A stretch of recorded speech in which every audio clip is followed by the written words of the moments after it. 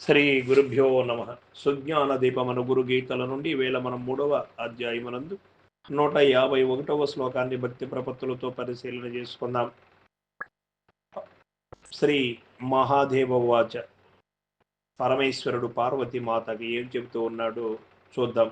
ఈ ప్రకారముగా ఈశ్వరుడు చెబుతూ ఉన్నాడు. పిండం కుండలిని శక్తి పదం హంసముదాకృతం రూపం బిందురితి జ్ఞేయం రూపాతీతం నిరంజనం. ఓ పార్వతి, పిండమనంగా కుండలి నీ శక్తిగాను, బదమనగా నుచ్ఛ్వాస నిశ్వాస రూపమైన హంస స్వరూపముగాను, రూపమనగా అన్నింటినీ తెలుసుకొనదగినదిగన ద్రష్టయగు నెరుకగాను, రూపాతీతమే అచల పరిపూర్ణ బ్రహ్మముగాను ఈశ్వరుడు పలికెను అని చెబుతూ ఉన్నాను. దీనికి శ్రీమద్ పీల్కాన శంకరరావు గారు చక్కటి భావాన్ని ఇచ్చారు మనకు. పిండమనగా ఎట్లా ఉంది అంటే కుండలని శక్తిగా ఉంది. బదమనగా ఏమిటి? ఉచ్ఛ్వాస నిశ్వాసన శ్వాస రూపమైన హంస స్వరూపముగా ఉంది. రూపమనగా అన్నిటినీ తెలుసుకొనదగిన ద్రష్టయగు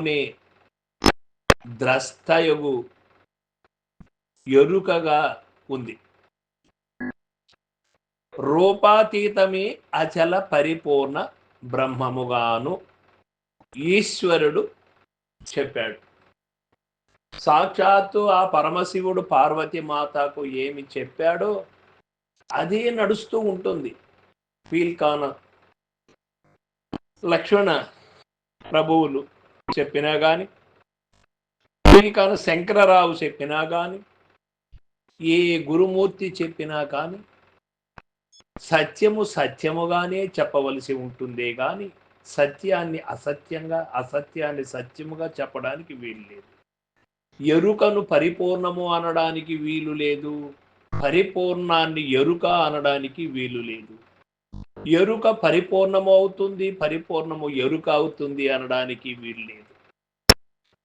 ఈ శరీరములో ఉన్నటువంటి ఉచ్ఛ్వాస నిశ్వాసలు కానీ, పిండము కానీ, ఈ భవములు అనగా ముక్కుల ద్వారా వచ్చేటువంటి శ్వాసలు కానీ, ఇవి అన్నీ కూడా ఎరుకకు సంబంధపడినవి. ఈ అన్నిటినీ ఎరిగే అటువంటిది కూడా ఎరుకని. ఈ ఎరిగే అటువంటి వస్తువును, తెలియబడే అటువంటి వస్తువును మీరినటువంటిది పరిపూర్ణం. దాన్ని తెలుసుకునే వస్తువ లేదు. ఎందుకు అంటే ఎరుక రహితమైతేనే పరిపూర్ణం అనేది నీకు గురు సంజ్ఞ ద్వారా తెలియబడుతుంది.